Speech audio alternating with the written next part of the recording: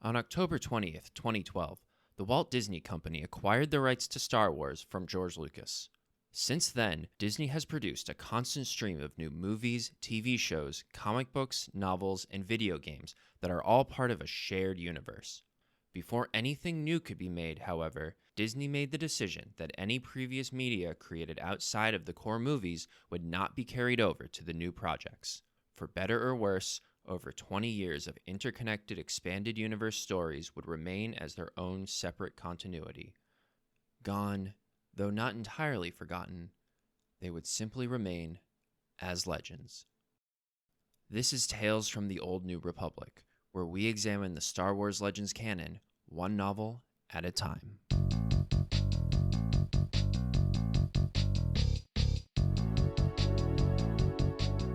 Welcome to the third episode of Tales from the Old New Republic.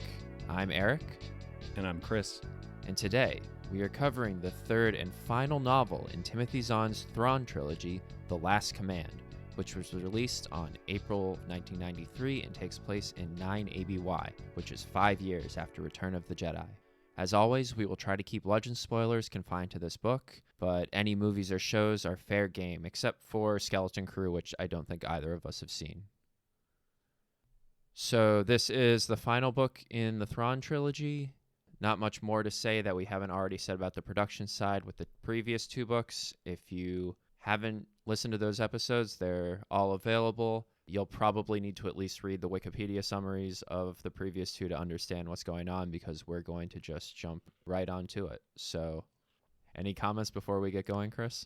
Nope, let's get it over with. All right. After months of planning, Grand Admiral Thrawn launches an aggressive campaign against the New Republic with his dreadnought fleet and clone troopers. He attacks multiple systems to draw attention away from his true target on Yukio. Before the battle, Jorus C'baoth uses the Force to order Captain Pellaeon to have Mount Tantiss create him a new clone servant in secret and to forget the order after it's complete. The Empire is able to sneak freighters towing cloaked battleships into Yukio airspace before they raise shields, and with C'baoth's coordination, they sync up turbolaser fire from the Star Destroyer Chimera with fire from the warships, creating the illusion that they have weapons that can bypass shield generators. Yukio quickly agrees to surrender, but as Thrawn sends down landing parties, C'baoth detects Leia and her unborn twins at Filv, a nearby system that the Empire also attacked. Leia and Han are on a diplomatic mission with Rogue Squadron when they encounter the attack. As they make hyperspace calculations, the entire Imperial attack force diverts to chase the Falcon as they are under C'baoth's force control. The Falcon is able to draw the Imperials away from the rest of the New Republic forces before escaping. After the battle, Thrawn and C'baoth argue, and C'baoth gives Thrawn one final chance to kidnap Princess Leia. Thrawn convinces C'baoth to execute the shield generator trick on Wustri, another target, and elects to send a non-Nogri team to Coruscant to capture Leia, as he has noticed odd behavior from the Nogri. He plans to use one of the Emperor's secret entrances to access the Imperial Palace, and wants the team to also neutralize Mara Jade, who may know about Mount Tantiss due to her past as the Emperor's hand. Mara is on Coruscant, recovering from injuries sustained while trying to recover the Katana Fleet. She is staying in the Imperial Palace along with Ghent, Karrde's eccentric slicer who was sent to Coruscant to help clear Admiral Akbar from criminal charges. Mara is attended to by Winter, Leia's childhood friend and aide, and they discuss the war against Thrawn. Mara tries to procure a ship to leave Coruscant, but due to the war effort there are none available, and she must wait for Karrde to return to pick her up. So, once again, just like the previous two books, we open with the big Thrawn maneuver just to sort of reintroduce us and once again show how much of a strategic genius Thrawn is with his, multi-system attack here. Something that they mentioned that sort of clicked for me from a lot of Star Wars media is that they mentioned that shields will cut off long-range communications, which explains why they're not always just flying around with their shields up, because your scanners and your communications is sort of limited by it, so you don't want to put your shields up until a fight actually happens, because it was always weird that they come upon an enemy and then they have to raise the shields instead of already being ready for it. Yeah, I guess I assumed that the shields had to do with power distribution as well. Like, you don't want to just be burning through your fuel if you don't have to. But I do like that the communication aspect is added to it because, yeah, when you have like infinite technology to communicate across the entire galaxy, it sort of breaks everything. So having these trade-offs really improves the dynamics of these battles. Yeah, I agree. Like, for the third time, we're seeing the same kind of opening scenes, but I think the big difference this time is we get a little bit more. There's not really a bombastic space battle per se, and you get a little bit more of Thrawn paying attention to the personalities and the attitudes and the mindsets of people on both sides. So he's very carefully observing the attitudes of his own officers that are reporting to him and making sure that they're all staying on mission instead of trying to pursue revenge for the battle from the previous book. And then on the enemy side, he's not gloating, he's not being cruel. He just goes in, makes his point, and then doesn't go any beyond that and kind of treats them with some respect because these are all strategic decisions to make the battle go better. And so I really love how they portray him here. I mean, we've said it 100 times in the last 2 episodes, but he doesn't miss a thing. He understands the emotions of his subordinates, and he knows that this makes a difference, and he's careful about it. So it just makes him such a better villain than a lot of the one-dimensional, mustache twirling bad guys from other Star Wars media. Yeah, definitely. His whole plan is pretty elaborate here. He's faking out attacking certain systems to draw forces away to attack other systems to eventually finally reveal his true target. And the whole battle here is based on bypassing the planetary shield. And they mentioned that the conventional tactics for countering a planetary shield is a fast-moving ground team that lands before the planet can raise the shield, and then to destroy the generator with that team before moving your main forces in, which I guess is what they did on Hoth. I still don't quite understand the mechanics in Hoth of how the walkers get down to the planet if they have a shield generator. They mentioned that they came out of light speed too close to the planet, which let them put the shield up, but they're still able to somehow land the walkers anyways. So yeah, so I always assumed in A New Hope when they said the exhaust port on the Death Star was ray shielded and therefore you have to fire proton torpedoes, that means it is a shield that blocks rays. Maybe they mean the shield is made out of rays and that's why it's like invisible or whatever, but either way, that implies on Hoth, when they land the AT-ATs, physical objects can pass through the planetary shield, but like bombarding it from space with lasers would be out of the question. This explanation that physical objects can't go through the shield doesn't seem to make sense to me. But I also know in Return of the Jedi, they have to lower the planetary shield, or lower the shield on the Death Star and Endor or whatever. And that's its own thing. So I don't know. The rules seem kind of whatever they want it to be at the moment. yeah, I guess there are different types of shields, ray shields versus full shields or something. Because they end up, they don't bombard Hoth anyways. They still just bring down the landing party on Hoth. Like, Right. You could have done that. It just, it never really made sense to me. And I feel like Zahn is trying to explain it here, but it still kind of has some holes. But yeah, so the whole way that they bypass is to have the cloaked ship get under the shield before it comes up, and then time the turbo laser fire with Sabaoth, and sort of an expansion on what we saw with the Sleesvan attack in the first book, where they had the cloaked ships and side freighters, and this is even a more elaborate version. And Thrawn keeps using the cloaking shield in sort of new ways in each book. Yeah, and so I think you mentioned it a bit before, but he does have this negotiation with the people on Ukio, I think the planet is, or Ukio. And he lets them keep their local government the same. He's not going to add any new taxes. He just wants food because he has to feed his new clone army, which is still basically a tax on them. But he's no longer conscripting because he has access to these clones. And I think it's kind of funny here that it's full circle for the Empire going back to clones, which I know wasn't actually a thing when this book started, but, viewing it now, it's the clone troopers became the stormtroopers, at least in some sort of capacity, and now they're going back to the clones. And we also, in the last book, had a mention that they were sending all the top performers to Mount Tantus, which was to end up being cloned. And they're not just cloning soldiers here, right? Like, it's every part of the fleet. So it's officers, it's pilots, it's Right. engineers probably, which is a bit different than what we've seen in other media. Yeah, well, it makes sense because I think I complained last episode how ludicrously absurd it was to have like double-digit tens of thousands of people manning a single dreadnought. like, where do you get and train all these people? What are all the functions they're performing on the ship that you need that many people? So like this does kind of solve that, where I think it would be totally ridiculous. And actually, I think that's why there's a certain line that the Rise of Skywalker crossed, where they're like, oh yeah, by the way, there's like 10 million Star Destroyers that were just on this planet, fully crewed and operated. And it's like, well, where did you get these people? How are you fueling and feeding these people? Like, and so at least this book does a good job of being like, okay, we're filling them with clones and we're going to feed them through these resources, and like does enough of an explanation where I'm not in utter disbelief.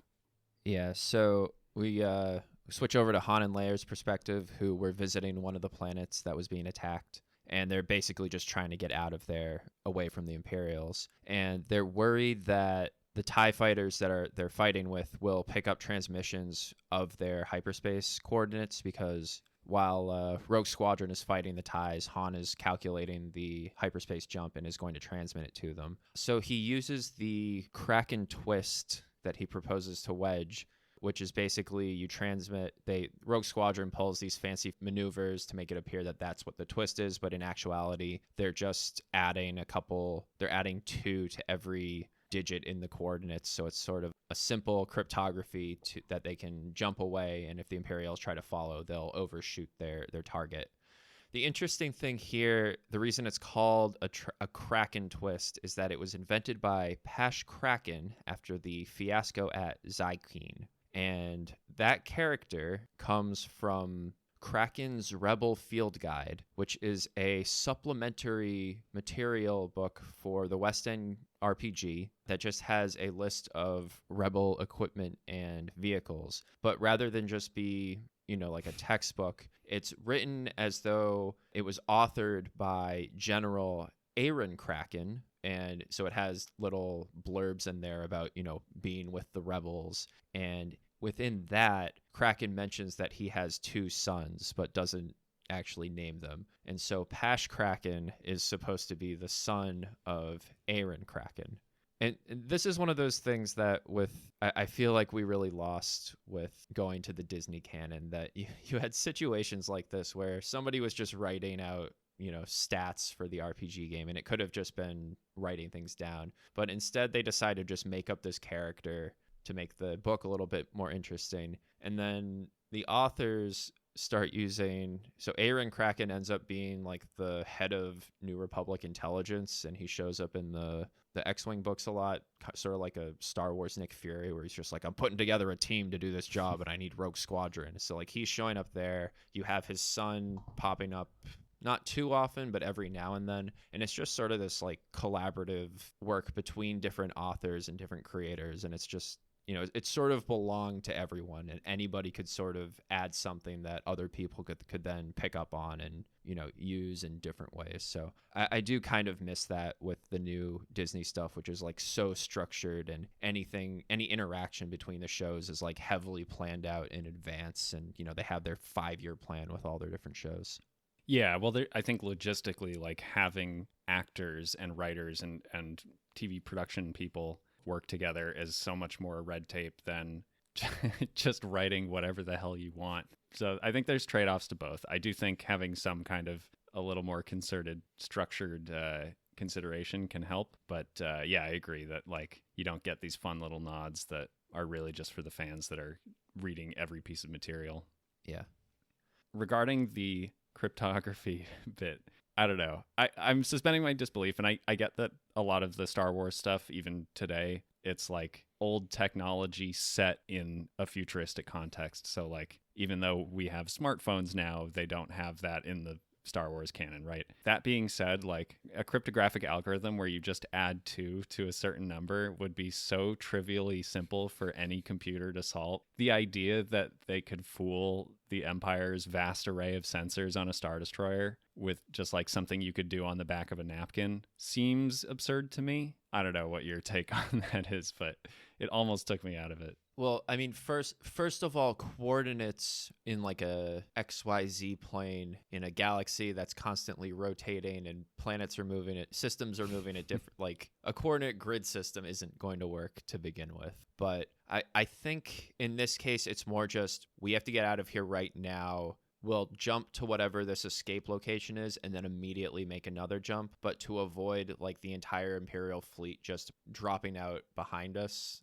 like, Last Jedi, that was like the solution. And I that doesn't seem too crazy for me. Like it's not like they're actually trying to encrypt the location. It's just That's true. Yeah, I suppose. I guess, yeah, if you don't know, there's no way to like validate whether your decryption worked or not. But one other funny thing here is just as Han's getting ready to set up the jump in the Falcon, Leia just has this bad feeling because of what happened after Hoth. And basically every time they're in a difficult situation in the Falcon and have to go to light speed, there's this little voice in the back of her head being like, this isn't going to work. Like there's something wrong with the hyperdrive. We're screwed again. Yep. And that's just been a constant thing ever since Hoth.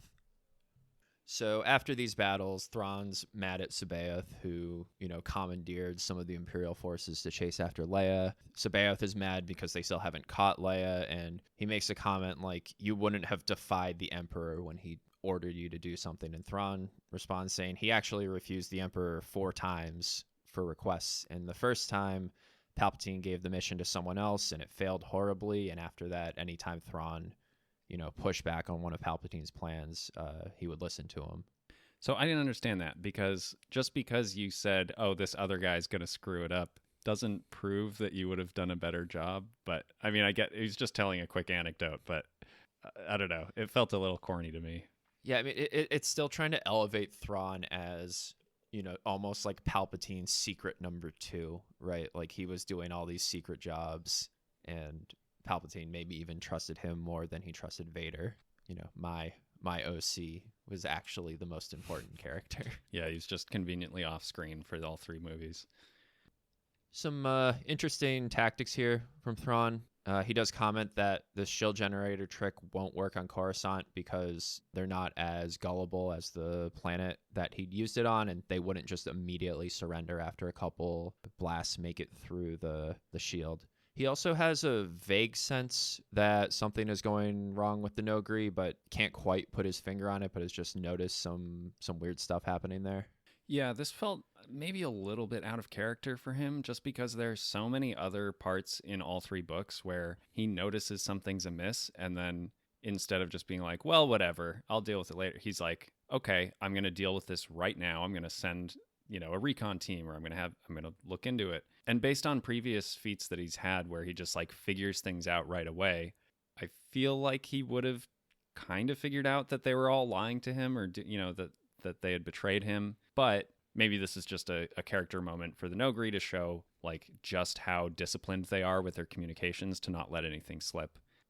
We did see in the last book that they were kind of a blind spot for him just in how he treated them with Kabarak, and he considered the fact that maybe he was captured and interrogated, but the idea that he had actually joined with the New Republic was just so far out of the realm of possibility. So it's sort of a similar thing with that. But I do agree that when you've made him such a genius before, it's hard to justify how he misses things afterwards.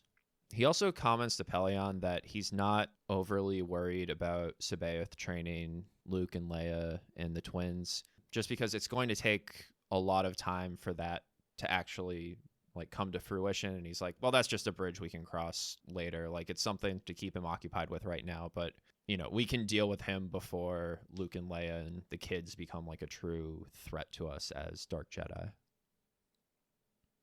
We also see Sabaoth use a mind trick on Captain Pelion, and I think this is the first time in the book that we've seen the mind trick from the perspective of the victim. I actually don't know that I've seen that ever in any other media. And I guess, I'm not totally sure if it was a dark side version of it or if this is sort of how it would work on a normal person. But either way, I really liked how they depicted it, because he doesn't just become a mindless zombie. He kind of knows that it's happening, and it's kind of like hypnotism, where he's like, I'm sure going to take care of this and tell Thrawn about this. And then 2 seconds later, he's like, anyway, was I supposed to be doing something? Whatever, it doesn't matter. And so it's just a lot more subtle than him turning into a robot. I just really liked that he still believes himself to be in control, and Sabaoth is just sitting there like, no, you're going to go do this thing for me. Don't worry about it.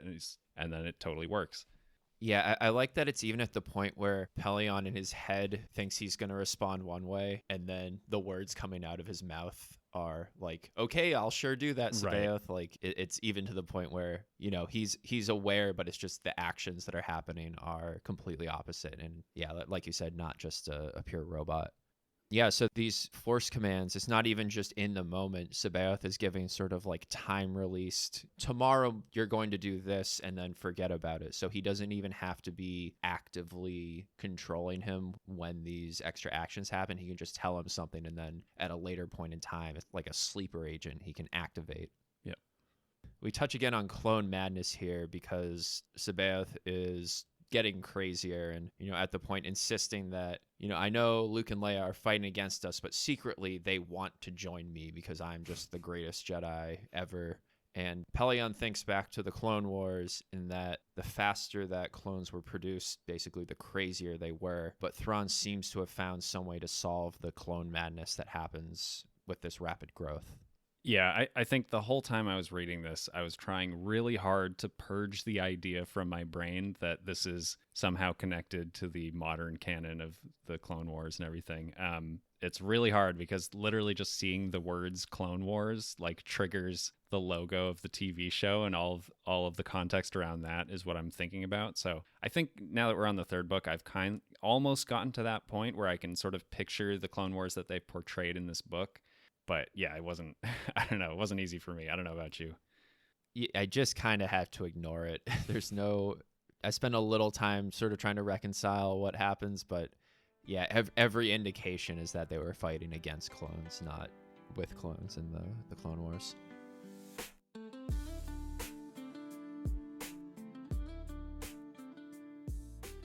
So we also check in with Mara back on Coruscant here. We find out that Card sent Ghent, his slicer, to Coruscant to clear Akbar's name from the whole financial transactions, and that Ghent was able to figure it out in 2 days after he arrived, and is now trying to track down Delta Source, which is the intelligence source from within the Imperial Palace that seems to be leaking a ton of information to Thrawn.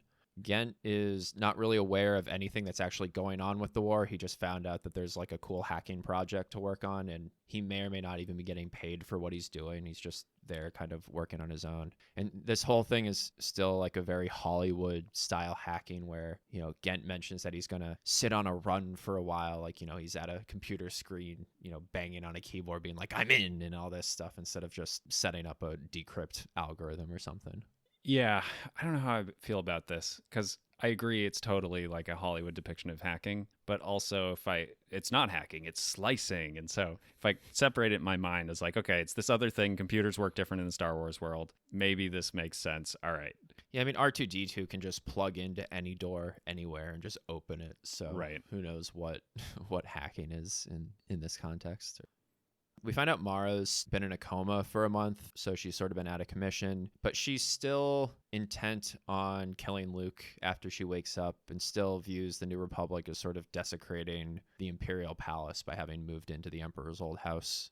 Yeah, I mean, I did find the imagery pretty funny that the rebels just moved into Palpatine's residence and they're like, yep, this creepy palace is totally where we want to set up our new government. And they make reference to that throughout all three books, that like, it's kind of weird that the old dictator used to live here and now we're there. And what does that mean for the people that are, depending on us?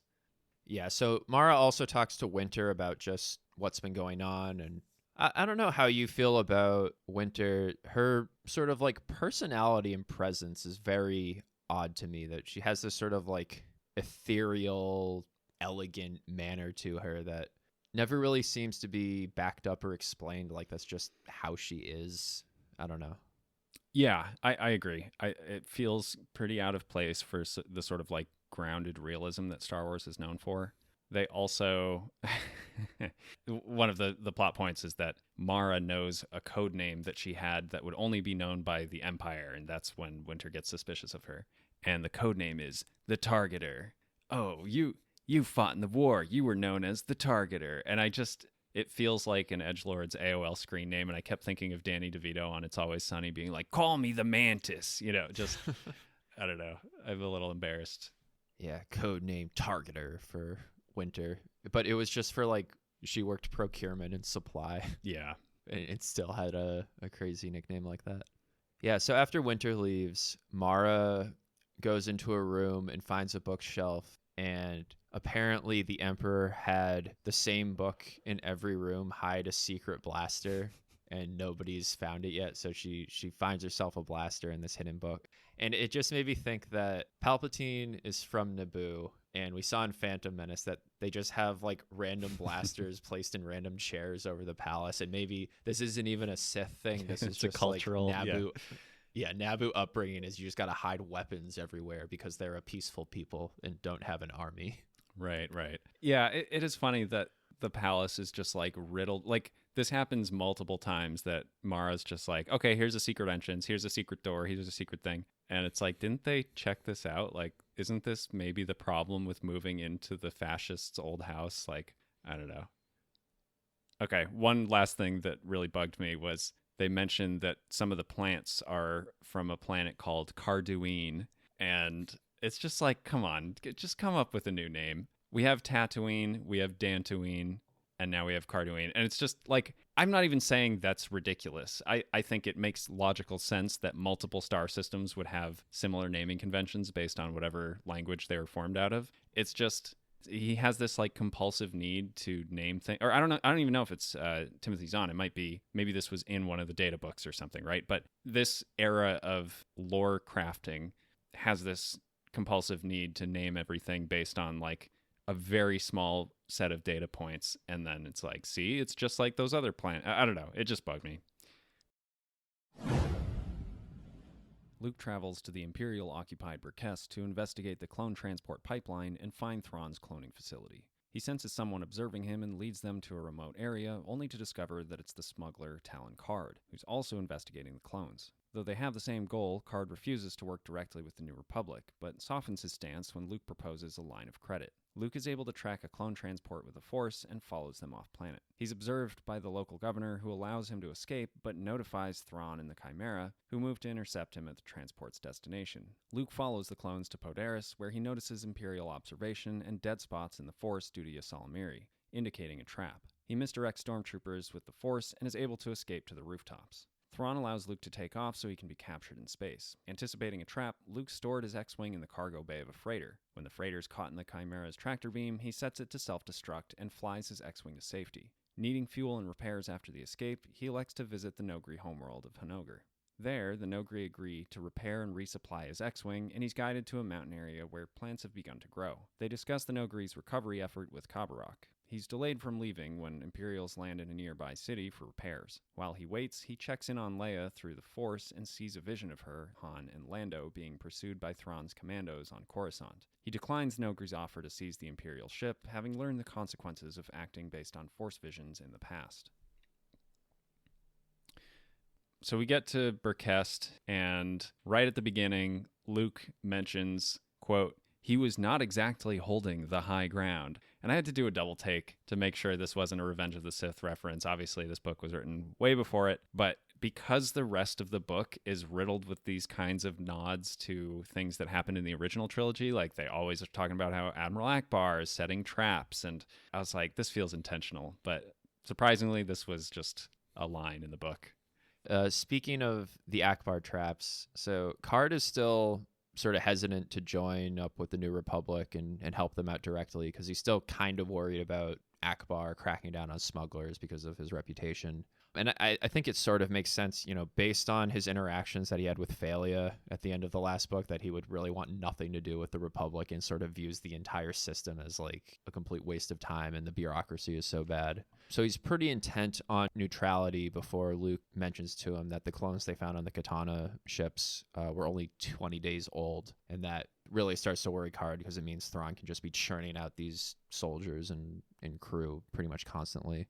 Last thing on Burkest is they mentioned that the local governor he's sort of reporting on what was happening to Thrawn, but he doesn't mention Card because Card had been supplying him with some, rare goods or something. And it just hit me that we actually get to see some smuggling from smugglers here, which I feel like doesn't happen that often in Star Wars. Like, they're always smuggler characters, and they rarely actually partake in the smuggling. They're just, I don't know, it's like, One Piece pirates that don't do any piracy. That's just, pirates in name only. Yeah, it's like, I don't know which video game has this, but smugglers, like a class you can pick, maybe one of the RPGs or something. It's like, how much smuggling are you really doing in this action game? They almost use it synonymously with bounty hunter, and it's like, that's just not what it is. So yeah, I agree. It was nice to see some like actual logistical explanation for what smugglers do. I also like that there was Governor Staffa, and then he had this dopey assistant named Fingal. Yeah, I take back what I said before about naming naming things.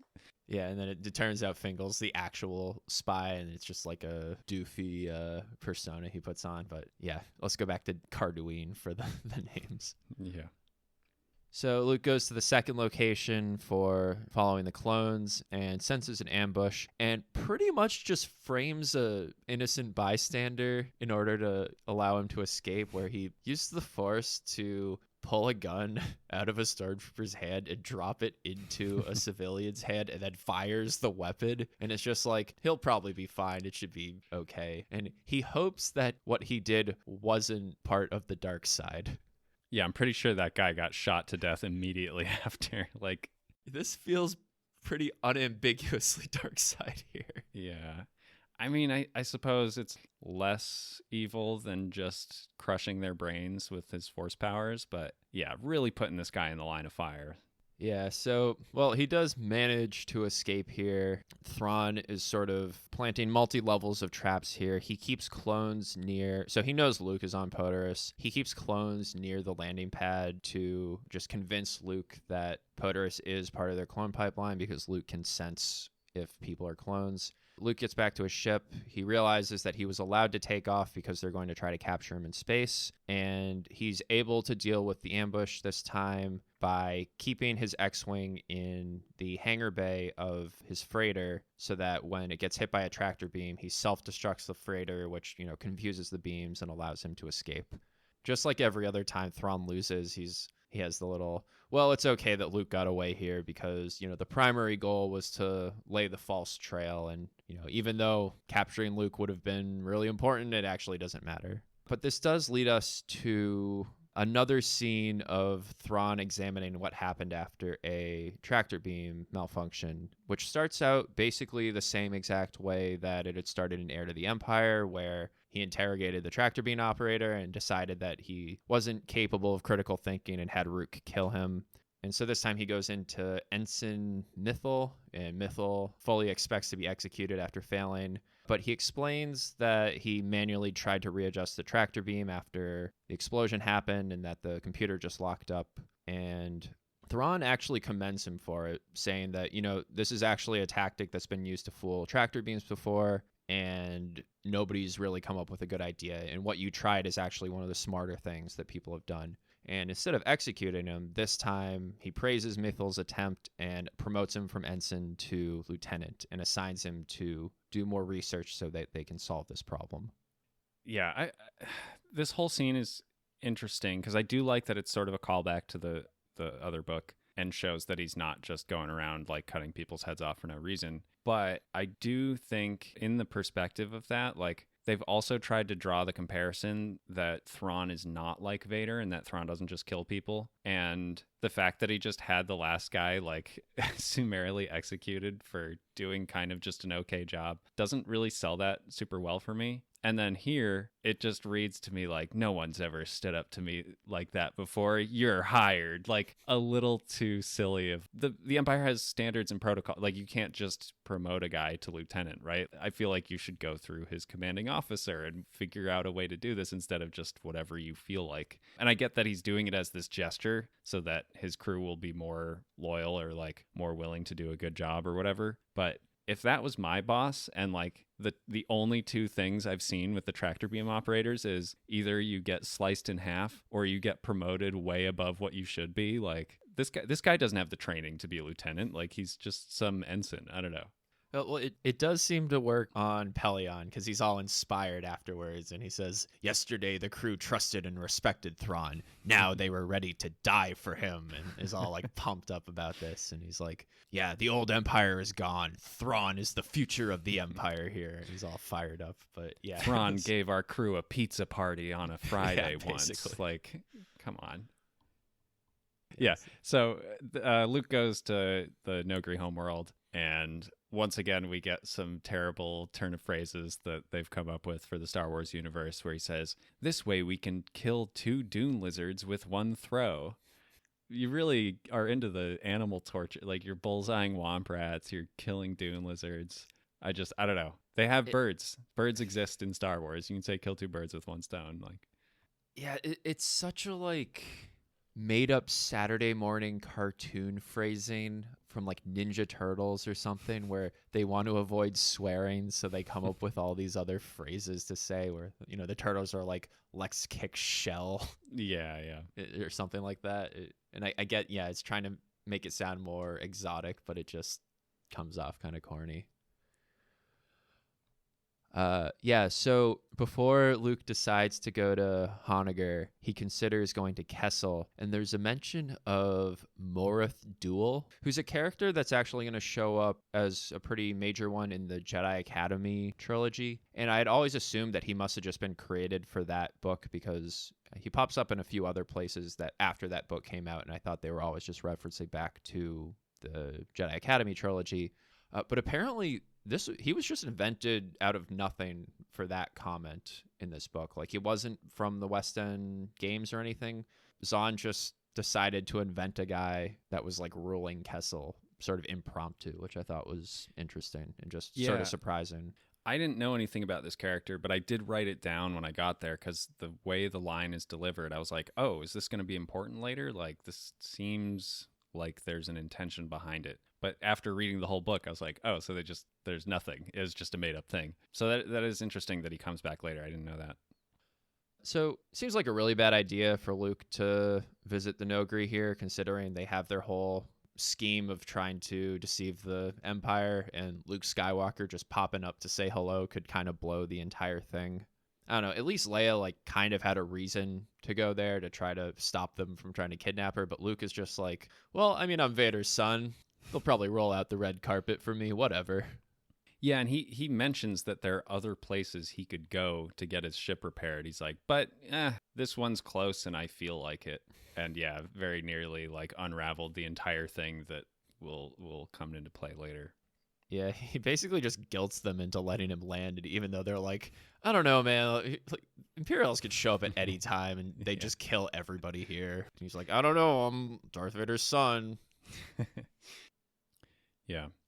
There's also a line where they mention R2-D2 falling into the water trying to get out of the X-Wing. And it's something I have thought about a lot before, but don't think has been explained in the books. But they go so far out of their way to not explain how R2 gets in and out of the X-Wing, because in the original movies, he gets put in with the little vacuum hose and like dropped directly in from the top. But clearly that's not what's happening when he just parks on some random planet.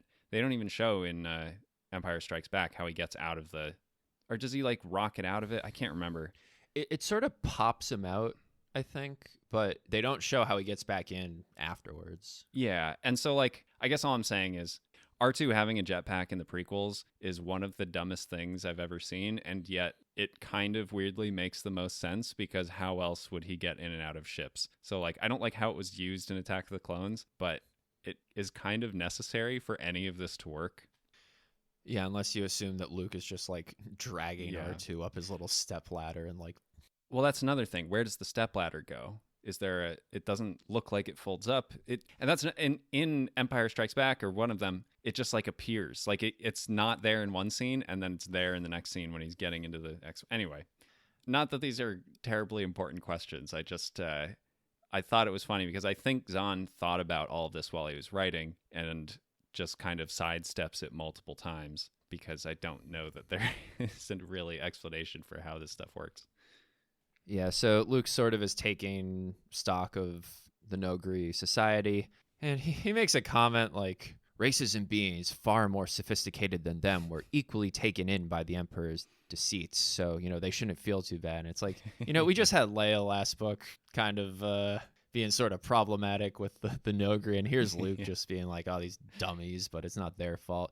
Even though we see later that they have this like elaborate irrigation system set up in their farm. And yeah, they're not as technologically advanced because, the relative level of technology is crazy different from planet to planet in Star Wars, but there's nothing to indicate that they're like a dumb people, and actually in most cases they're pretty smart, and Luke is just still kind of like dismissing them like, oh, look at these heathens with their stupid stick houses. And meanwhile he's like from the backwater farmland of the galaxy, like, you farmed water on a desert planet. What were you doing there? Yeah, so they do comment that the Nogri commandos, under the guise of searching for Kabarak, are sort of carrying the message out to all of the deployed Nogri in the galaxy. So they're sort of spreading the news about the betrayal and sort of getting ready to fight back, but they're going to try to make sure that as many people know about it as possible, so when they make their move, a bunch of their commando teams don't just get executed out of nowhere. It's kind of weird to me that they're still loyal to Vader after the betrayal is exposed. Like, they still hold Vader in really high regard. And I don't know if Leia somehow, finessed it, being like, well, actually Vader betrayed the Emperor at the end. And, so he was kind of on our side. So you should still be giving me good treatment for being the child of Darth Vader. But I think it was kind of a lost opportunity that Luke doesn't mention anything about Vader's redemption to them, given how big a piece of their society he was. And it would have been a good opportunity for him to, talk about Vader's death and everything here. Which does bring to mind the question, does Thrawn know Vader was Anakin Skywalker and that Luke and Leia are the children of Darth Vader? It seems like no, which feels wrong, because Thrawn knows seemingly everything that all of the Emperor's secrets, and you'd think he would figure it out somehow. Like, he would do all his research on the Clone Wars and the Jedi and who Luke Skywalker is, and like... Yeah, at the very least, Skywalker to Skywalker would be a pretty easy connection to make. And I guess it's just common knowledge that Leia is actually his sister, right? So the idea of sending the people that worship Darth Vader to go kidnap Darth Vader's daughter seems like it would have been a failed plan from the start. I believe in the new Thrawn books that he wrote, it explicitly says that he figures out that Vader was Anakin Skywalker just based on like context clues that, Skywalker was reported dead after the Clone Wars, and he kind of reasons out that Vader's Anakin. But, those were written like 25 years after this book, so I guess it wasn't, maybe it wasn't thought of at that point. Yeah, so, to close out this chapter, Luke has another sort of vision similar to what he had on Dagobah about Han and Leia on Cloud City, and he does decide, not just going to run off rashly here and endanger everyone, because, like, him taking off could alert the Imperials. Luckily, he knows that Lando is on Naklan, which is 5 days away from Coruscant, and because Lando was in the vision, he's like, well, I got at least 5 days here, so I can sort of timeline out when this, attack that they're having could possibly be taking place. Yeah, the visions of the future that become just like Gantt charts or something is not very fun. On Coruscant, Leia, Mon Mothma, and an exonerated Admiral Akbar review the battle footage from Wustry to try to understand how Thrawn was able to bypass the shield generators. Akbar raises concerns that General Garm Bella Bliss is on the front lines instead of the council meetings. Though Bella Bliss has been welcomed back to the New Republic by Mon Mothma, the two have not mended their personal relationship, and she keeps him at arm's length. Leia enters labor during the meeting, and 10 hours later gives birth to twins, Jaina and Jason. As part of Bella Bliss's fleet, Wedge and Rogue Squadron are overwhelmed after Thrawn uses a series of highly precise hyperspace jumps to gain the advantage in space combat. Bella Bliss's tactics allow the New Republic to escape from the Imperial interdictors, but they lose the system. As the battle concludes, Thrawn lets Pelion know that he sent a group of dreadnoughts to attack Lando's mining colony on Naklan to steal rare metals. As Lando recovers from the attack, he realizes that the colony will reach the sunny side of the planet in 20 days and be destroyed by the sun. Bella Bliss answers the distress signal and helps evacuate, and suggests that Lando petition the New Republic to help in saving the colony due to their need for raw materials. Lando agrees and travels with the general to Coruscant directly, hoping that they can secure help in time. When they reach Coruscant, they are unable to convince Admiral Drayson to divert ships to save Naklon. Meanwhile, Winter goes through the Alliance archives after Mara had identified her intelligence codename Targeter, indicating that she may be a former Imperial agent. She brings her suspicions to Leia, who opts to just ask Mara directly. Mara confesses to being the Emperor's hand and wanting to kill Luke, but Leia is skeptical about her true intentions given her previous actions with Card and Luke. While Mara considers what Leia said, she detects danger through the Force and sees Thrawn's commandos outside her room. She pursues and encounters Lando and Bella Bliss, and the trio realize that they are after Leia and the newborn twins. Mara manages to alert Leia through the Force, giving her and Han time to enable the security system in their room and prepare for the attack. Lando goes to the hangar in Chewbacca to fly the Millennium Falcon to Han and Leia's room from the outside, while Bella Bliss and Republic guards trade fire with the commandos directly. Mara takes a secret passage to circumvent the firefight and coordinates with Leia through the Force to stop the attackers. After the battle concludes, a surviving commando reveals Mara's history as hand to interrogators and claims she let them into the palace. As a result, Mara is detained by the New Republic. So we get a council meeting here on Coruscant, and I do like that they're all immediately suspicious of the shield generator bypass, and none of them are freaking out that Thrawn can just fire turbo lasers through shields, and Leia even mentions that Thrawn chose specifically superstitious cultures in order to try this on, so there must be some sort of trick to it, which is nice that we're not spending half the book of them freaking out over every single thing Thrawn does. Yeah, and I liked that they proposed a couple alternatives. They're like, maybe it does work, but they can only do it a few times. We find out that Thalia is just sitting in the corner and keeping silent as penance for the whole accusing Akbar and, sabotaging their efforts to retrieve the Katana Fleet. I don't know. I feel like he probably should at least be kicked off the council for what he pulled in the previous book of delaying their forces to arrive at the fleet that Thrawn ended up stealing. But apparently he's allowed to just stay there, which really doesn't speak well to Mon Mothma's leadership. Yeah, I guess they need the Bothan vote or something. I don't know. I did like that at the beginning of the meeting, Leia is described as having tightening in her stomach, which we think is just from the stress of the meeting, but it turns out that she's actually about to go into labor and that the stomach tightness was just related to the twins instead. So we get the birth scene, we get nervous dad Han, which is always amusing. Leia uses the Force like an epidural to numb the pain, so it's not that big a deal, but she notices that as soon as the twins are born, she can detect their presence in the Force and that there is a Force bond between the two of them. Which is sort of interesting because Luke and Leia didn't get a Force bond, at least to the level that the twins have. I know they do. I guess Luke does sort of have he's able to contact Leia at the end of Empire Strikes Back and stuff like that. But going forward, we see the link between Jason and Jaina is a lot more pronounced than this. And I don't know, maybe it's because Padme wasn't Force sensitive, so it wasn't, quite as developed or something. Yeah, no, I think it just wasn't thought out because you're totally right. Luke and Leia should have had whatever this was. Because, yeah, Luke, or throughout the rest of the book, they're able to communicate with Mara and Sabaoth, even though they have no link to them, right? In the movies, at least, it's okay, Darth Vader, Leia, and Luke all have a blood relation, but... Yeah, I mean, Vader doesn't pick up on it when he meets her in person or anything, right? Yeah. It can't be that big of a bond, and Luke and Leia obviously don't pick up on it either, so... Yeah.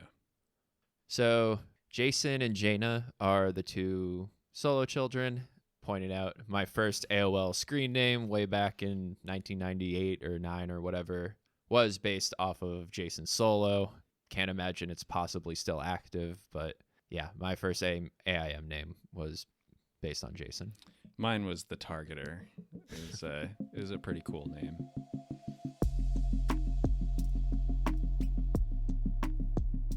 So we get a little bit of some space battles with Wedge, Bella Bliss, and Thrawn. Thrawn is using the interdictor cruiser, which is normally used to trap people by not letting them go to hyperspace, and instead he jumps the interdictor into the system first and then has it pull the Imperial fleet out of hyperspace, which means that they don't have to make as precise calculations. They just sort of send everybody in the same direction, and the interdictor can have them appear where they need to. I don't know, just another thing J.J. Abrams took from us, all these, hyperspace tactics. I know that they have interdictors in the new canon, but apparently you can just take off from and arrive anywhere with hyperspace now, so still bothering me. We get the A-Wing slash here from Bella Bliss, which is he has the A-Wings sort of hide behind the X-Wings as the X-Wings are going forward. At the last second, the X-Wings, veer off and take the TIEs pursuing them with them, and the A-Wings fly through.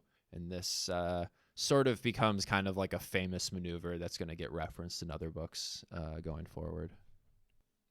Yeah, it's going to be interesting to watch as we get further into the expanded universe. Like, these first 3 books are taking every scrap of information from the original trilogy and turning them into new concepts.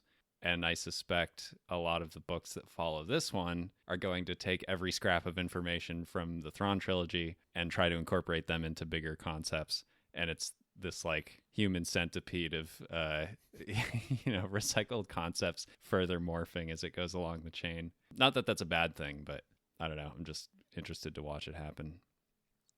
So another one of Lando's business ventures just gets demolished by the Empire here. He's just another casualty. This deal's getting worse all the time. Yeah. Can't catch a break. So he and Bella Bliss go back to Coruscant to sort of plead for help, and Admiral Drayson, refuses. And Drayson is clearly way over in his head here. He basically says, like, well, what if this whole thing was just a ploy to try to get the Republic to bring ships to Naklon, and then it's an ambush there? It's a Grand Admiral. We have to be careful. Like, we can't do anything. And it's gotten to the point where a lot of characters are so paranoid about Thrawn's genius that he doesn't even have to do anything. Like, they're just going to be making mistakes because they're so, like, terrified of what Thrawn might be able to do. But we do see some characters like Wedge, Leia, and Card sort of even catch themselves and know that they actually have to still keep trying against him and can't just assume that he knows everything. Yeah, they know that he's not completely infallible, and they're actively trying to fight against that reputation because it's so toxic for the rest of for the New Republic and the people that follow them. Yeah, I guess the other thing with Drayson is that he's super loyal to Mon Mothma, so the fact that Bella Bliss is asking and they still haven't really mended their relationship means that it's basically a non-starter. So Leia is back at work immediately after giving birth because Mon Mothma needs her help with the Sarkin delegation, which, I don't know, apparently Leia's the only one that does anything in this entire government. But yeah, so Winter brings up the possibility that Mara's Imperial agent, and Leia just decides to go ask her about it because there's no point in, like, Winter's doing all this research to try to figure out who Mara is, and Leia just says, let's just go ask her. She might just tell us, and Mara does just come clean immediately. Mara does make an offhand comment that Thrawn had harvested 5,000 to 6,000 Isalamiri from Merkur, which seems like a lot to deal with Luke or even Sabaoth, so make a note of that going forward. That'll become important later. But it really does seem like Mara was trying to get caught here. Mentioning the codename Targeter to begin with to Winter seems like a big giveaway that she was, involved in the Imperial military, and then Leia just barely asks her and she confesses everything about the Emperor's hand. So they're, Mara's telling her whole life story about, how she was working for the Emperor and that when the Emperor died, it destroyed her whole world. And that's why she wants to kill Luke and, saying, you couldn't understand that happening to you to Leia. Leia gets to pull the biggest reverse Udo card ever of being like, well, now that you mention it, that Emperor guy you like so much actually did blow up my home planet. I don't know if you heard about that. Yeah, this is like the big thing that makes Mara just really unbelievable as a character is she must know how many atrocities were committed in the name. Like, she was personally committing some of them. And so, I don't know. I think in general, this is why it's hard to write sympathetic Imperial characters because they're just so obviously in the wrong in a lot of situations. That's why I think I prefer characters like Pelion who are still evil and they're still not like redeemable necessarily, but they have more depth, but like they're still squarely on the side of the Empire. maybe that'll change long term or something. But like, yeah, having someone like Mara who's directly involved with political assassinations for the Emperor seems kind of silly that she's like, the Emperor hurt someone else? That's impossible. It's like, what do you think you were doing for him all this time? So yeah, Mara's telling Leia that she still intends to kill Luke, and Leia's a little skeptical here, just based off of her previous actions with rescuing Card and how she's behaved with Luke so far. And Leia actually even goes as far to suggest that Palpatine's sort of lingering presence in the Force is actually what's driving this for Mara. Part of the reason she thinks that is she visited Endor in the previous book and really felt Palpatine's presence there. And so she thinks this sort of compulsion that Mara is having isn't actually something that is, she's coming up with on her own. This theory actually leaves Mara to sort of have a panic attack and mental breakdown after it only gets snapped back when she detects a danger from the invading strike force. So we get this whole kidnapping attempt scene, which I think was really helped out by Zahn being able to take advantage of this large cast of characters. So you've got Han and Leia holed up in their room trying to barricade themselves in. You've got Mara taking the secret passage. Bella Bliss and the Republic guards sort of trying to fight their way up the stairs, and you have Lando running to the hangar to meet up with Chewbacca so they can try to bring the Falcon around. And it just sort of keeps a lot of different things happening in this action scene, so it's not just like one group of enemies trying to break through a door. Yeah, I do like that Leia, when she suggests cutting a hole in the wall with the lightsaber, Han's like, no, they would have predicted that. And normally I'd be like, that's a little too much. It's a little too, well, they know that we know that we're going to go through a wall. But the last book, they did a lot of wall hole cutting. I think it does make sense that at this point they've learned, okay, if these people have lightsabers, they're going to try to go through walls, and we should prepare for that. So in this case, I think it's totally reasonable. We also get Leia doing a fake surrender, following in her father's footsteps, as we've seen in many adaptations of Anakin Skywalker committing war crimes and pretending to surrender so he can get close and decapitate his enemy. He loves a fake surrender. He loves masking or hiding out in food aid vehicles in order to infiltrate planets, and basically anything. Every single action that he's taking on Clone Wars is some different war crime as defined by the UN. So at the end of the whole sequence, the Imperial Commando captain is like the only survivor, and he's just like, well, guess it can't hurt now. I'll just tell you, Mara Jade is the one who let us in. And it's like, it's so obviously a way to get them to distrust her. And Drayson does comment. He's like, well, for all we know, this could have been the entire purpose of this raid was to get us to trust her. It's like, okay, well, if that's the case, then why did the commando tell you the plan right after? Like, there's no reason for him to do that. Like, why would he give up the contact? You would want her to be still in on it. Like, I don't know. The whole thing just doesn't make sense, but they're still like, it could be anything. It would probably make more sense if they actually interrogated him and then he gave that info instead of just like immediately being like, Mara did it. You don't even have to ask me. I'll just give it up now. Yeah. And yeah, it is good though that Drayson's the one that's like, I don't know, Thrawn's tricky. This could be another trick from Thrawn, just, proving how kind of dumb he is.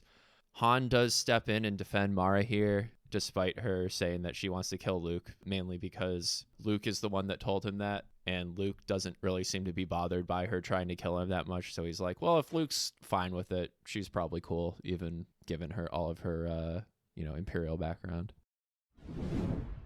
Card investigates the clone pipeline in the Chazwa system and runs into smuggler Samuel Thomas Gillespie, who was on Ukio during the attack and has data and footage of the shield generator bypass. As they discuss the ongoing war, Imperials enter the system and target Gillespie's ship. He and Card both call in reinforcements and rout the Imperials before agreeing to meet in 8 days on Trogan and reach out to other major smugglers about working against the Imperials. When they meet at a tap caf on Trogan, Niles Farrier is among the recruits. Card and Gillespie try to convince the other smugglers to help the New Republic, but they are resistant due to the risk and high profits they're currently getting from trade with the Empire. Farrier surprisingly sides with Card and claims he was forced to work with Thrawn under threat of death. Suddenly, Imperials raid the tap caf, but Farrier's Defel distracts them and gives the smugglers a chance to counterattack. The raid and the death of a Gotal smuggler galvanize most of the group against the Empire, and they begin making plans to meet back at Chazwa to continue investigating the clone pipeline. Afterwards, Farrier meets with Thrawn and tells him that he orchestrated the raid to get in Card's good graces. Thrawn is furious and almost executes Farrier for wasting Imperial troops and turning the neutral smugglers against him. He gives Farrier one last chance and sends him back to inform on Card while privately planning on framing Card for the raid. Before the meeting on Chazwa, Card and his crew travel to the Imperial shipyard at Bilbringi on the suggestion of Mazik, another one of the smugglers. While waiting for Mazik, they observe Imperial ship construction and the collection of asteroids. Before they can be inspected, a Star Destroyer in the shipyard is attacked by Mazik and his allies. Thrawn deduces that Mazik was behind the attack based on the tactics used, but does not have the resources for a proper response.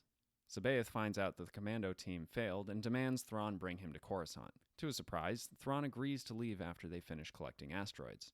Believing Thrawn intends to use the asteroids to destroy the planet, along with Luke, Leia, and the twins, Sabaoth takes control of the entire bridge crew besides Thrawn and Pelion, who are protected by the Ysalmiri. After a brief showdown, Thrawn is able to convince Sabaoth that he does not intend to destroy Coruscant and is allowed to continue with his attack plan. So we find out here that Card basically has no faith in the New Republic to properly track down the clones, and that's why he's sort of taking it upon himself to look into this. And he's talking with Gillespie here, who mentions that fighting clones is pretty creepy because it's all the same person. And I'm wondering if, this sort of retroactively explains why all the clone troopers wore helmets and, even I think the pilots, right, in the Clone Wars still just had helmets on. And the real reason it was easier to CG helmets than it was people, but I don't know, it's kind of funny that this sort of comes back this way.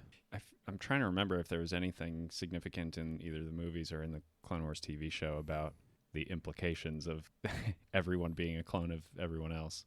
I know they kind of touch on it a little bit in The Mandalorian, but yeah, I think definitely in real life, if there was actually a clone army, I'd be pretty wigged out. It's also, I think, kind of interesting because the original Stormtrooper design was more to make it this faceless Nazi kind of, outfit, right? Like Death Trooper sort of things. And then that, extrapolates backwards to the Clone Wars. But I guess this could be another reason for it. So we have this meeting with the smugglers on Trogan, and just something I have been noticing but happened again here is that in every conversation, no matter who's speaking, if people are talking about something and somebody makes a good point, the other person will just say point, as in good point.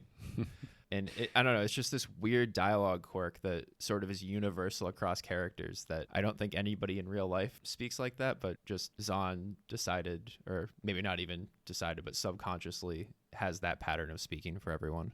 Yeah, I'm going to chalk this up to space culture or something. I mean, yeah, I also noticed this. It's very bizarre, and it's not limited to one person. Yeah, or even this trilogy from the other books that I've read from him. I think it carries over there. We get the return of Niles Ferrier here. Luckily, they don't detect him by cigar smoke this time. He just kind of shows up. And at least in this meeting, sort of plays the part of the infiltrator well. He actually agrees with Card when he talks about how bad the Imperials are and mentioned that, his life was threatened and that's why he was working with them, which is basically the truth. But all the other smugglers just hear that he was paid and ooh, money, you say.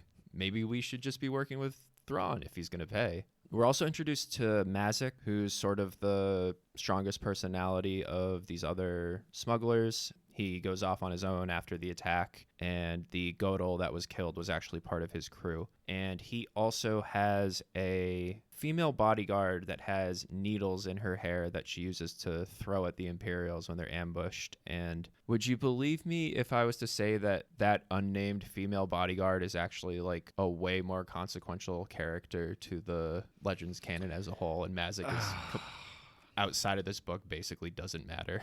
Yeah, I spent a little bit of time after reading these chapters looking at all the characters' profiles on Wikipedia, mostly just to figure out what they were supposed to look like, because they'd reference some alien species, and then I'd be like, I wonder if that's a thing that's still around. And I pretty quickly got bored of that and stopped and said, I don't care who any of these people are. They're just kind of generic weirdos. So that's, I don't know, concerning, I guess. Maybe it'll be good, but I wasn't immediately taken by all of these quirky characters. Yeah, I mean, as far as I know, they don't really come back after this, except for the bodyguard and maybe like a mention with Mazak at one point.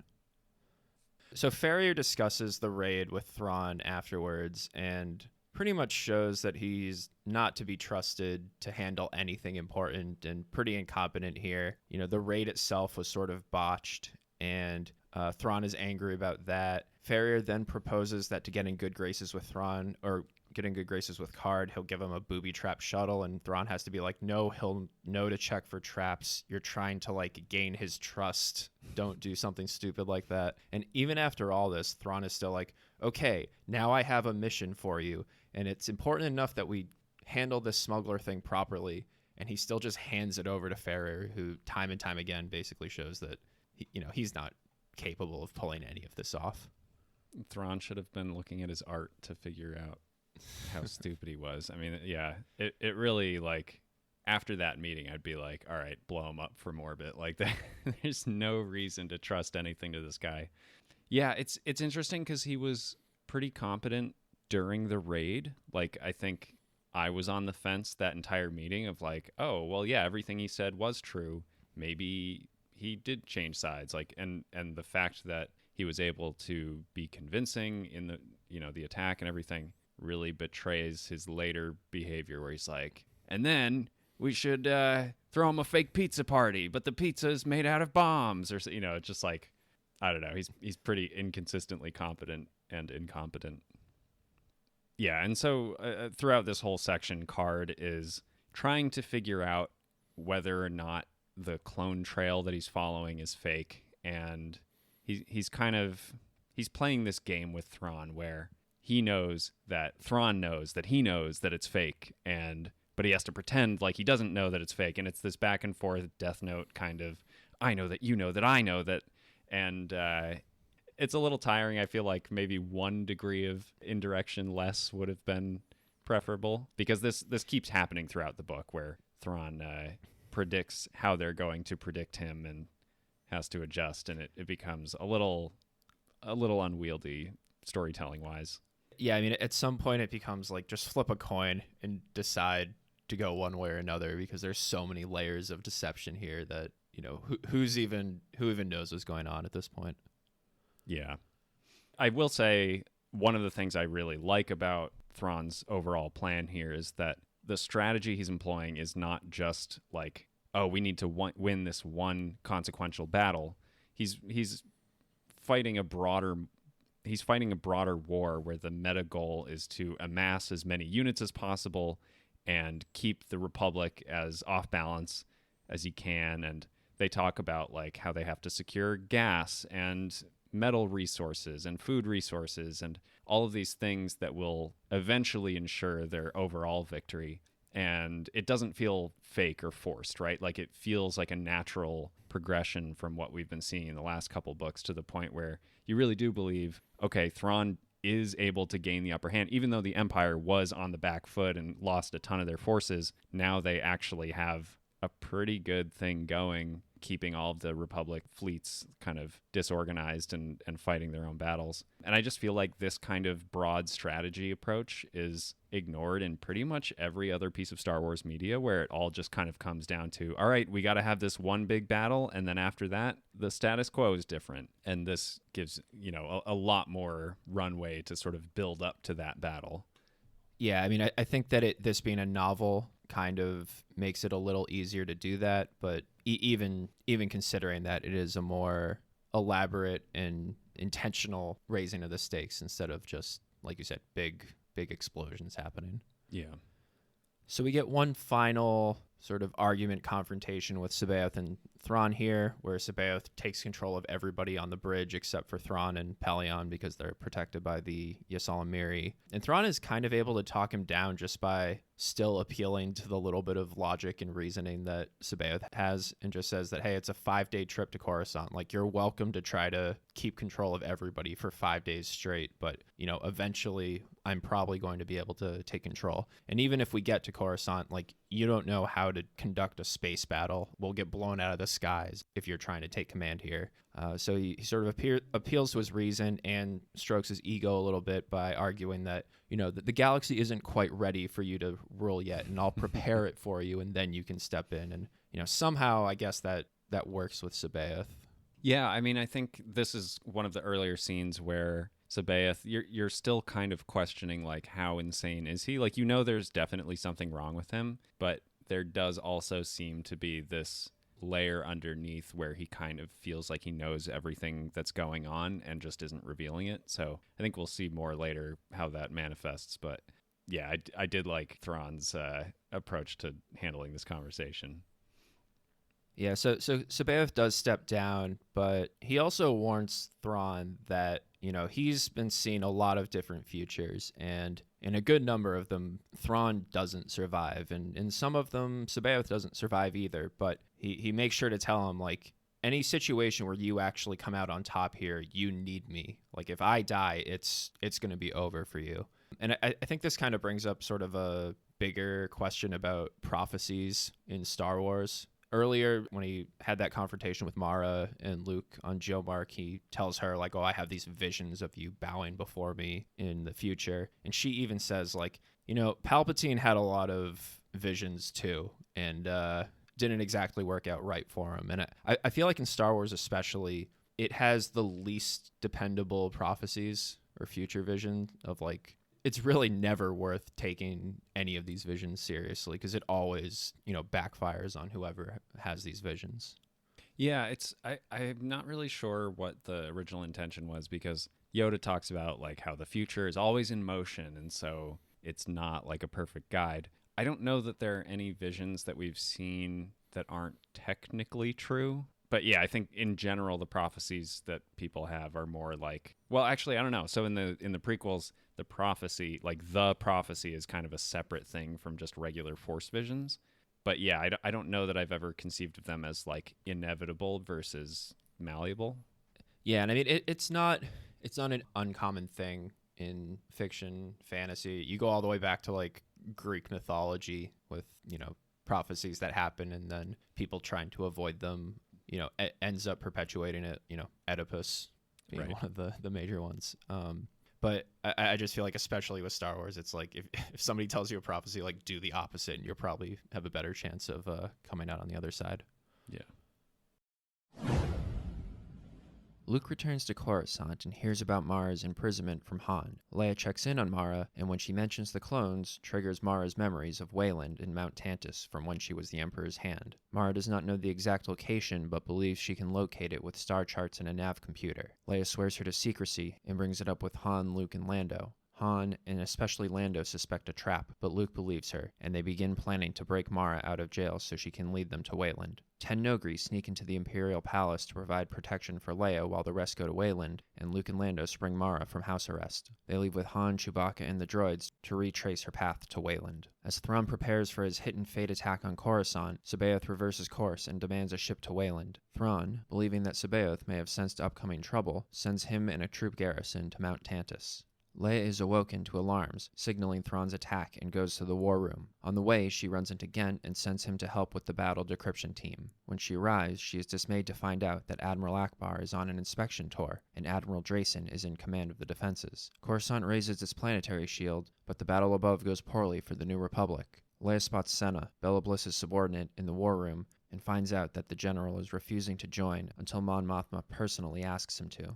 Leia finds Bella Bliss observing the battle, and he tells her that Mon Mothma keeps a tight inner circle due to how many lives are at stake, and without true trust, he will just be in the way. Mon Mothma arrives during his explanation, and she finally asks Garm for help. He requests permission to take control of the battle, and she accepts. Thrawn recognizes the change in command and begins his true attack. He uses tractor beams to throw cloaked asteroids towards Coruscant. Bella Bliss deduces what is happening when a cloaked asteroid impacts a Republic frigate. He tries firing ion cannons towards the cloaked object so they can retrieve it, but Thrawn destroys it before they can. In total, Thrawn only launches 22 cloaked asteroids, but activates 290 tractor beams to make it appear as though many were launched. Thrawn leaves Coruscant trapped within its shield, fearing the invisible asteroids orbiting the planet. After the battle, the New Republic leadership discuss how to deal with the hazards. It is reported that Mara has escaped, and Leia reveals that she is with Luke looking for the clones. The Council begrudgingly agrees to maintain the perception that Mara is still in custody, as to not tip off the Empire. Leia finds Ghent, and he tells her that he decrypted Delta Source, meaning that though they have been unable to find the source of the transmission, they will be able to monitor what information is being transmitted to the Empire. She tells Ghent to keep it a secret and begins planning a trap for the source. So we get some aftermath of Mara being arrested. Leia spends some time talking with her and asks why she saved her and, why she sort of gave herself up. And Mara specifically says that she didn't like the idea of kids being kidnapped and that she doesn't really have any memories from before meeting the Emperor, but kind of acknowledges here that maybe it's some repressed memories from before when she met the Emperor, which kind of explains why, she's not completely evil right now. And, whoever she was before that is sort of holding her back from completely being sort of able to see the evil that the Empire was, even if she's still not fully able to acknowledge it. I don't know if that's enough to sort of answer it, but I guess it's at least one, reason, right? I mean, not for me, because if she doesn't like kids being kidnapped, it's like, how do you think you got here? Like, yeah, and I mean, it's a lot of bad people had childhoods, right? yeah.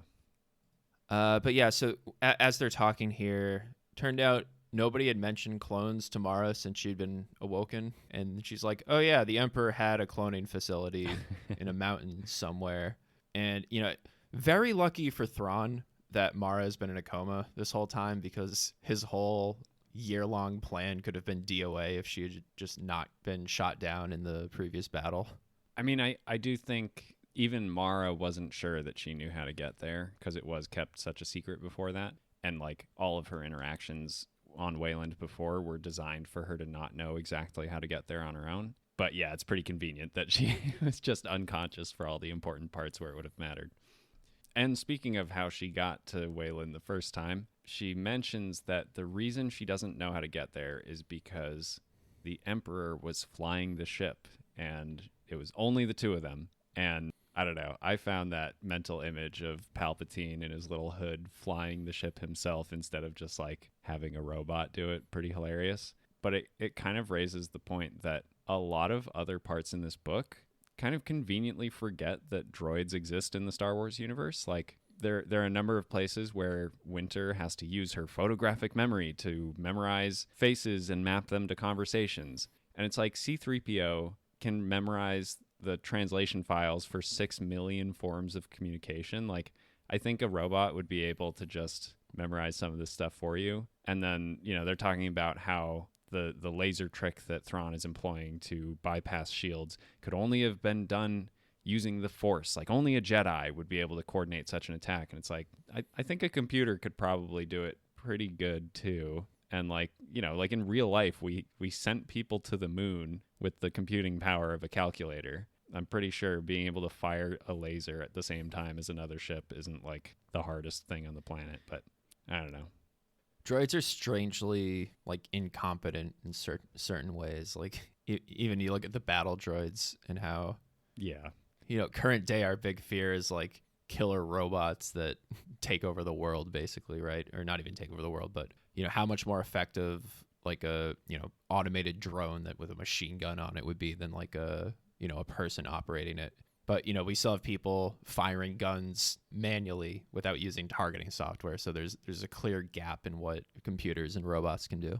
Yeah, and then we also get to see the Nogri in this section, and they're disguised as Jawas, which I did not realize up until this moment that they were like 3 feet tall. Like I kind of pictured them as roughly human-sized.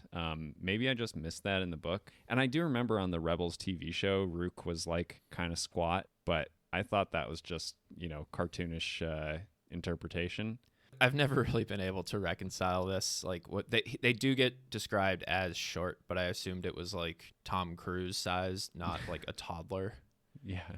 And sort of to complicate this, So back in the, I think, late 90s, there was a video game called Star Wars Jedi Knight Mysteries of the Sith, where you actually play as Mara for most of the game, and the people that worked on it were clearly fans of this trilogy because you also have Vronskirs, Isalamiri, and Nogri as enemies. They apparently didn't read the description that Nogris were supposed to be short because they're like the size of gorillas that just like chase you around the level in that. So yeah, I wonder even outside of these books, because like Nogri appear in other things, and I don't remember whether they're described as being like these tiny little aliens running around. It does sort of take away a lot of their intimidation factor, where no matter how good they are at hand-to-hand combat and how, you know, quick they are, you just like kick them when they're on the ground and they have like no reach, right?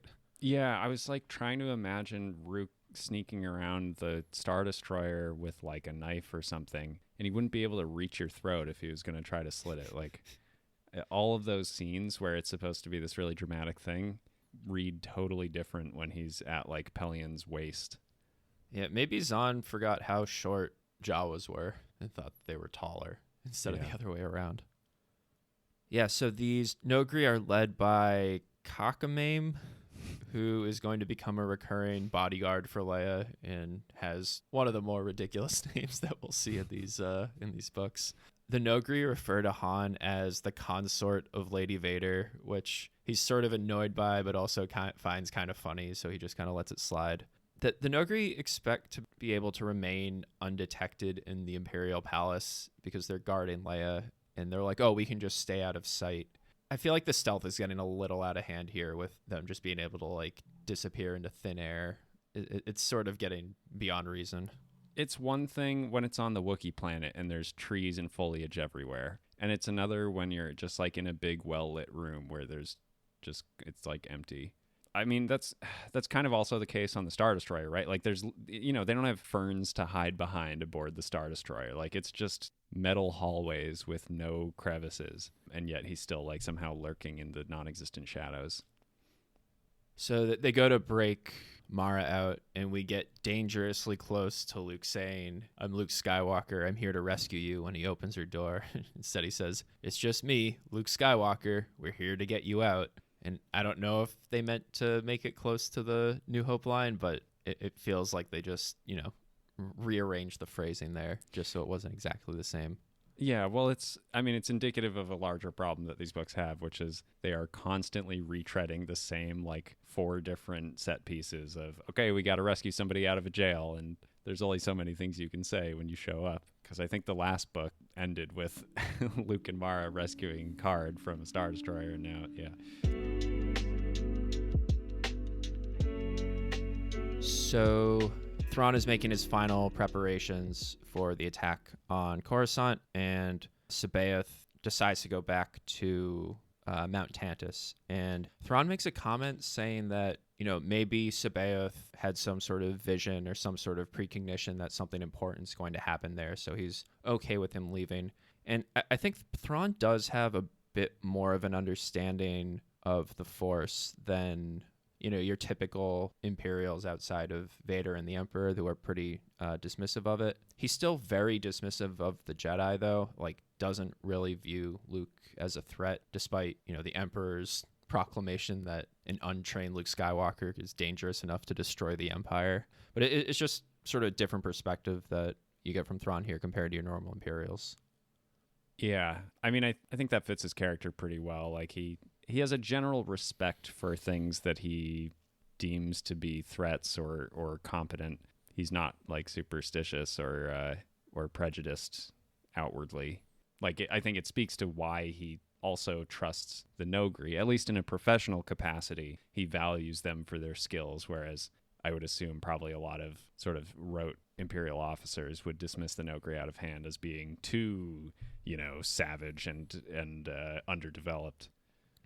Trying to decide if this is consistent with how we see him in Rebels, specifically when he has that little confrontation with Bendu, that like force god that is on that planet, and he just like fires some lasers at him and doesn't really... Is it like the same sort of opinion here, or is that more just like your normal Imperial idea of the Force? I don't know if you remember Bendu. The cow-looking guy, right? Like I don't know what he. Mhm. Yeah, I don't know because this is another problem. Is like on these shows and video games, whatever. It's like force powers are way more common because they just use Jedi more frequently. In A New Hope, Vader was the only Force user in the galaxy as far as most Imperials knew, right? And even then, they don't really see him using it on a day-to-day basis. Like, he still uses his lightsaber as his primary weapon. So, yeah, I mean, if you're just like some random Imperial officer on Lothal and there's two people with lightsabers running around doing backflips off of buildings, like, you'd probably take the Force more seriously, but that's not how it was originally depicted. That scene just sticks with me because I think Bendu like explodes into a cloud of dust and then like reappears in the sky to taunt Thrawn, and he just kind of shrugs his shoulders like, this is a completely normal thing to happen right now. Yeah. So we go to Coruscant where the attack's about to happen. Leia has a vision of Luke and Mara confronting a hooded figure and a crazy old man shooting force lightning, but she writes it off as a dream because Luke wouldn't risk attacking Mount Tantus if he sensed a dark Jedi. Yes, he would. Yeah. What about Luke? What about Luke tells you he wouldn't just dive right into this? He walked into the Death Star with Vader and the Emperor. Like, you think a single dark Jedi is going to dissuade him from doing this? Yeah, he's done this multiple times. He did it in the last book. There's a lot of problems with that statement. Yeah, even Winter's like, I don't know about that. I kind of think he might. Yeah. I also, that sequence of him, or just in general, when they're talking about Luke's ability to sense either other people or other Jedi or whatever, you run into this like Dragon Ball Z energy sensing problem where it's like sometimes you can only sense something if it's a few feet or, in the same room as you. Other times you can sense it if you're in space. I don't know. It seems super inconsistent about how far away things need to be for you to sense them. And I know in the movies, like Luke is like, Vader's on that ship, I can feel it. Or, Obi-Wan shows up on the Death Star in the first movie and he's like, I sense something, even though he's like on an object the size of the moon. But then in other cases, they're on the planet and there's stuff 800 feet away and he's like, I'm not sure. And it's like, okay, well, I mean, I get that force wielders have a maybe bigger force sense footprint or something, but I guess that line from Leia where she's like, Luke would be able to tell from space if Sabaoth was there, and it's like, would he? Like, are we sure? It doesn't seem consistent. But anyway, I might just be nitpicking. It's taking something that was always kind of more spiritual and magical and trying to put like hard rules on it, which doesn't always work out well. So during this battle, Gent is in the war room because apparently he just sliced himself an access card that opens all doors, and it just saw some excitement happening and went to investigate. So he's smart enough to do that, but barely comprehends that like Coruscant is being bombarded by the Imperials. He's like, oh, something big's happening here. I can't really tell what's going on. And he casually mentions that he hacked the Death Star communication encryption when he was 12, which is just such a like, you have TV shows and stuff that some kid hacks into the White House or the CIA or something. And I feel like this was more common in like the 90s and maybe even the 2000s of people still not really fully understanding computers. You could sort of just get away with like, oh, this hacker's able to break into anything anywhere. Yeah. And I guess to follow up on that, he also hacks Delta Source during the battle and like doesn't find it, but now they know what information is being transmitted by it just because he picked it up casually during the battle. We get an appearance from General Riken here, who you may recognize from Hoth in Empire Strikes Back. He's the general that's sort of in charge there. I think Han talks to him before he's going to leave, and he tells Leia to evacuate. But I'm more familiar with him from the Rogue Squadron video games. I think specifically the first one, the Nintendo 64 one, where he's, I think, the primary one giving missions, and a lot of time you have to like save his ship from getting blown up by something. Yeah, exactly. I remember the name very clearly because they say it 100 times in the video games, and then I think only later made the connection that like, oh, right, that's the guy that shows up at the beginning of Hoth. Every character has a backstory. It's so dense. Yeah, so we get Thrawn takes out the relay station for communication, so Coruscant is sort of cut off from being able to call for reinforcements during the battle. And it's mentioned earlier that specifically the shield disrupts long range communications. I think we talked about that a little earlier. So that relay is what would have allowed them to continue to have communication outside the system, but now with it down, they're sort of cut off. Yeah, it was funny because I just immediately thought of Rogue One, where that's like a huge plot point is they have this shield gate over Scarif, and then the whole thing is we have to open the shield gate and then transmit the codes through the hole and then whatever. And it's not quite the same mechanism, but I think in the movie it was more just something they probably made up to make the scene more interesting. It does work well fitting into this larger narrative of, or the larger kind of set of rules that the universe adheres to. Yeah, because don't they have to like extend the tower or something? Like there's a specific transmitter that they have to send it from. Yeah, they have to like point it at the ship or something. It's a big like a satellite dish shaped thing that's out of alignment or whatever. Yeah. So the battle goes on. Drayson is the one that's taking command of the New Republic forces, and he has no idea what he's doing. He's just having them fire off ion cannons into space, even though they're out of range from their targets. And Bella Bliss is just sequestered in a corner somewhere, watching the battle happen. And then Leia finds him, and he keeps telling Leia, like, hey, you should probably tell the command group that Thrawn's about to do this, and this is what you should... too late, never mind. Which is a pretty ridiculous... sort of picture to have there, and it's not stopped till Mon Mothma shows up mid-sentence while Bella Bliss is saying that, I thought she was power hungry and, consolidating all this power, but in truth, because so many lives are on the line, she only trusts a few people, and that's why she keeps her circle small, and that's why she kept trying to sort of bring everything under her purview, which does beg the question, does she trust Phalia with anything? Like, she let him on the council and is like consulting with him about stuff. Yeah, it's like very obviously a bad fit and bad for everyone there.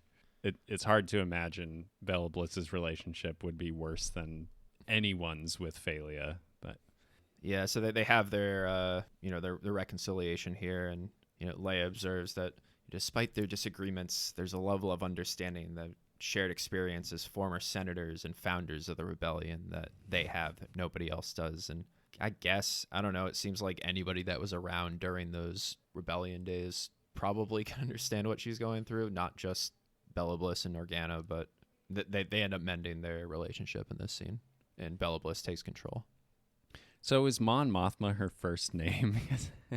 This was something that, like, they only ever refer to her as Mon Mothma. And I think this scene in particular stood out because they were listing other people's names, and it was just like Garm for Garm Bella Bliss and whoever. I don't remember who else, and then they specifically address her as Mon Mothma.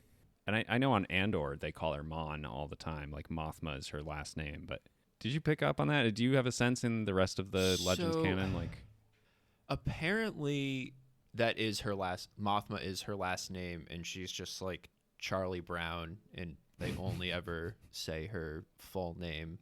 Honestly, I don't know if like that was an official thing or if that was established later and like nobody wanted to give her a last name. But yeah, it's kind of strange. I think because it is such a it's so different from like a normal human name that people just use the full phrase, as opposed to like Luke or Han, which are like clear, or Han not entirely a real name, but close enough.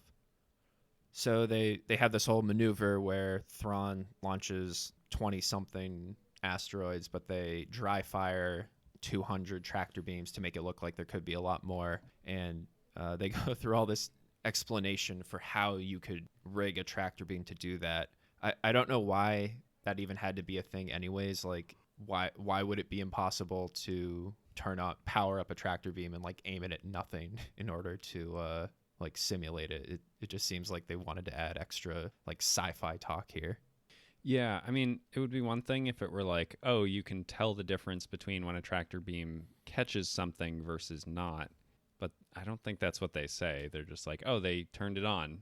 Okay, can't you do that anyway? Like, So, something I'm a little embarrassed to bring up now, because I think in the first episode I talked extensively about this.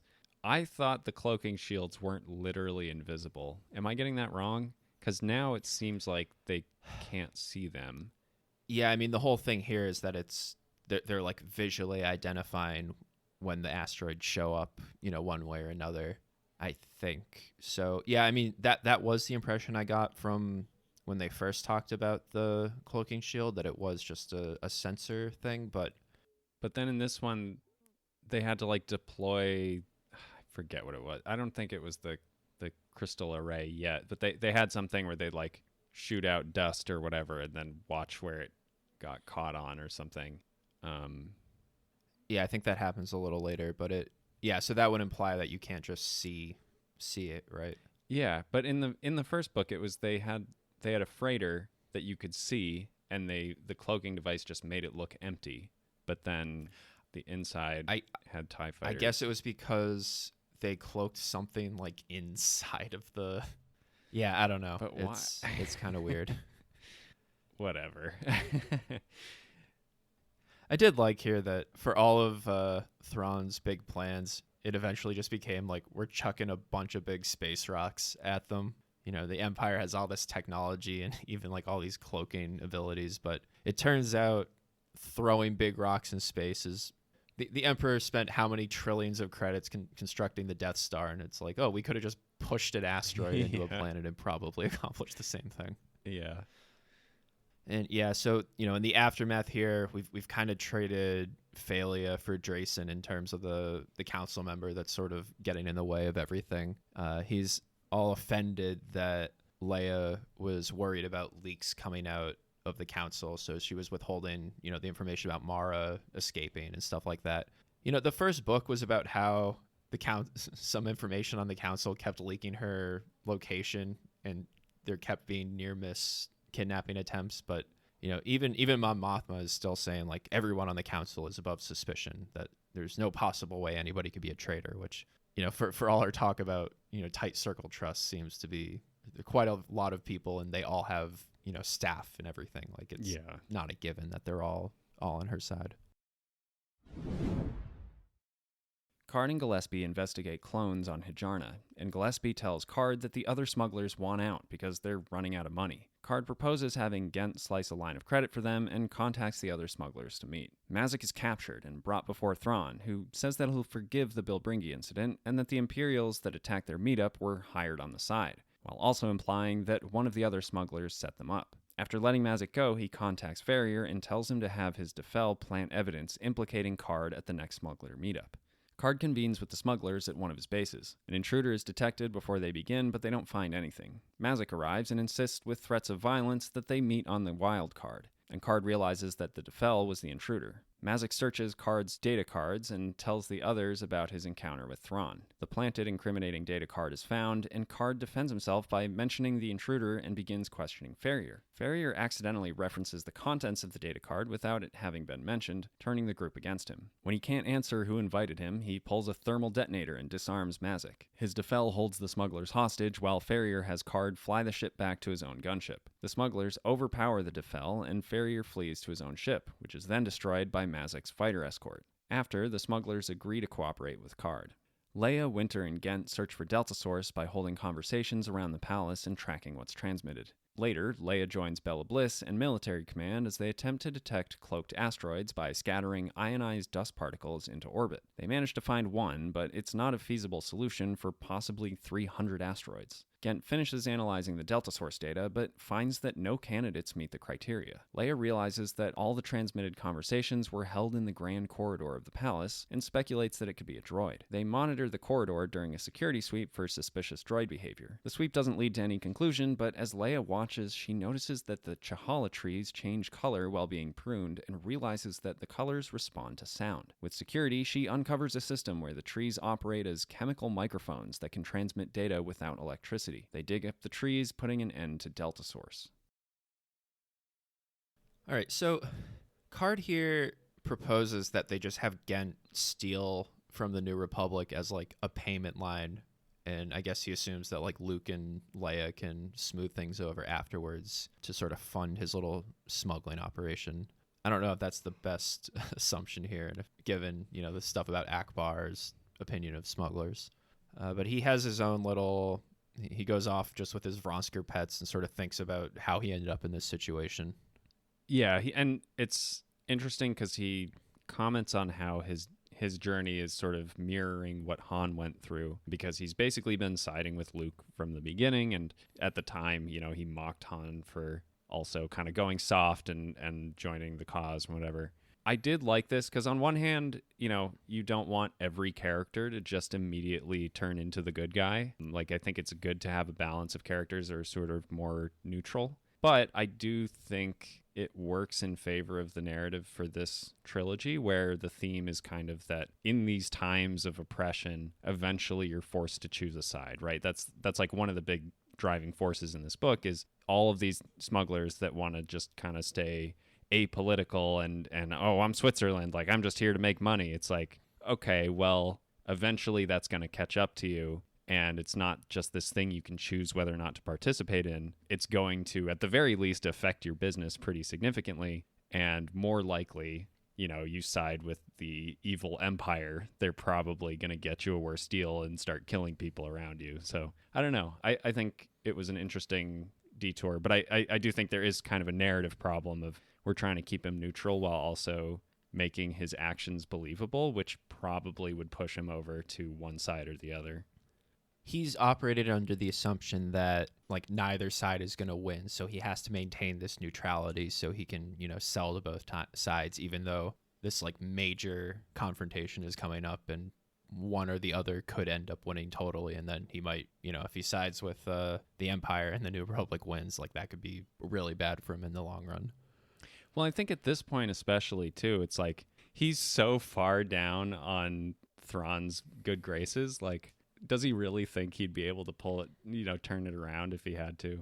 So he also works out here that the Vronskers are able to hunt using the Force just based on how they sort of acted with Luke and Mara, and that the explanation for the Ysalamiri being able to disrupt the Force is that it was an evolutionary adaptation to hide them from the Vronskers, which I think is sort of pushing what's evolution should be capable of. But we do see other aliens, like they mentioned the Godel earlier, have some sort of inherent Force sensitivity, so maybe blocking it isn't like out of the realm of possibility.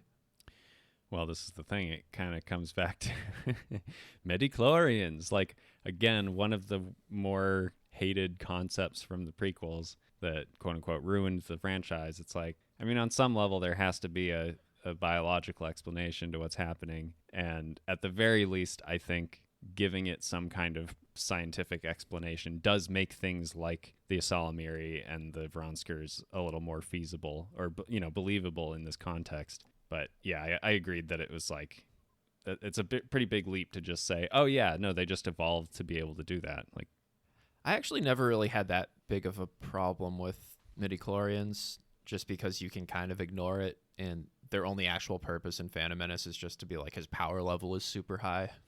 Right. It was poorly executed in the Phantom Menace. Mm-hmm. Like they should have shown it some way other than a chart.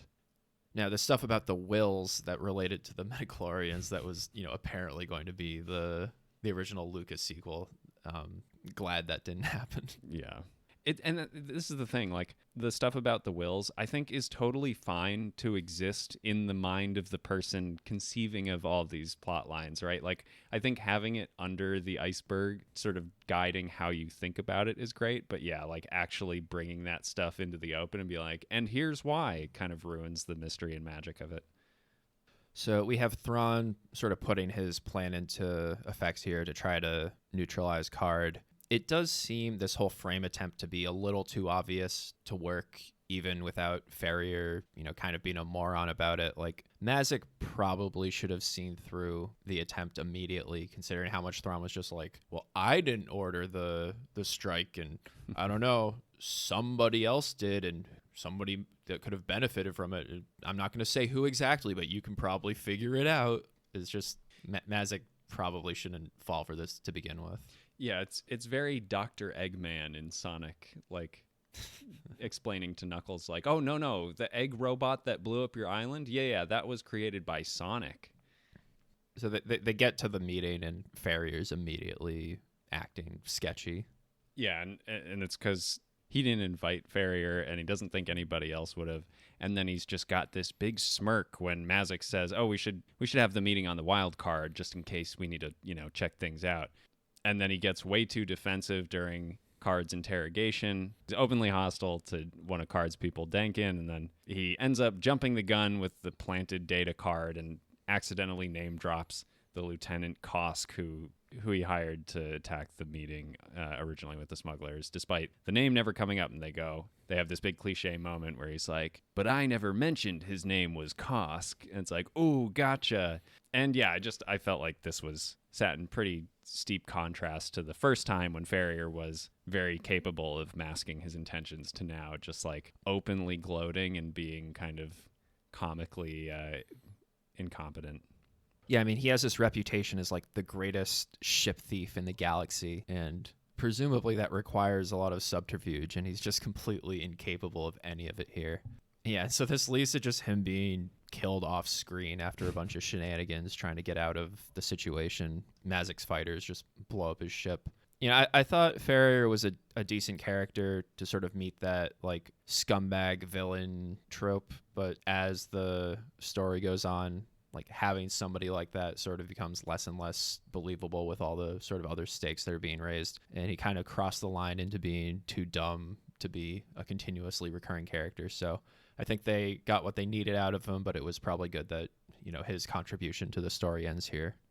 Yeah, it's funny because I think it could have worked if he had a little more of a character arc and like be, doubled down on becoming evil or try to get revenge. I don't know. I'm not a writer, but like something beyond just like, now I'm going to double cross them again in an obvious way. And like, I think there could have been something more in a later book if they wanted to push the character further. But when he did die, I'm like, okay, phew, we can move on now. We don't have to deal with his nonsense anymore. Speaking of things we can move on from, they just put the whole Delta Source thing to rest here. It was nice having sort of a change of pace to do the whole espionage thing that Leia and Bella Bliss are doing, and coming up with this giant Excel spreadsheet to track who's walking through the corridor and saying different things. And I think the Chahala trees that are biologically transmitting information and changing color was an interesting idea. I assume they were mentioned previously before this in either, the other books or at least this one, but I kind of forgot to track whether they were or not. So they must have been like set up even in like Heir of the Empire, like that the trees change colors or something somewhere. Yeah, they do mention the tree colors earlier in the book, but I think the only thing I remembered once they got here was that like there are plants in the Imperial Palace, right? And they earlier they talked about the Fasigi wood or what, there's a bunch of different ones. So it wasn't totally out of nowhere, but I did kind of forget by the time they revealed it that like, oh, right, there's some trees around here. For as much as the Delta Source issue was hyped up, it kind of just gets solved like nice and clean in one chapter, which is a little anticlimactic here. Yeah, and I was expecting them to try to then use that to their advantage and send false information through the trees so that they could throw Thrawn off. But like they just immediately disassemble it, and then, a chapter later or whatever, Thrawn's just like, well, they found Delta Source, but whatever. The last thing we get here, I think we mentioned it a little while ago, they're trying to locate all the asteroids in orbit, and they use Project Stardust or Operation Stardust in order to try to find it, which is pretty funny that was the name. Yeah, it makes me wonder if that was taken from here, if that was an inspiration, or if it's just Stardust is like kind of a common space term that makes sense for a weapon that blows planets up into dust. But right, so that whole thing sort of doesn't work, and General Riken mentions that they're trying to procure a crystal grav field trap array, which can detect things by mass rather than heat or radar signatures, and that they'll probably have to steal one from the Imperials because I guess these are super rare. Continued in Part 2, which is available right now.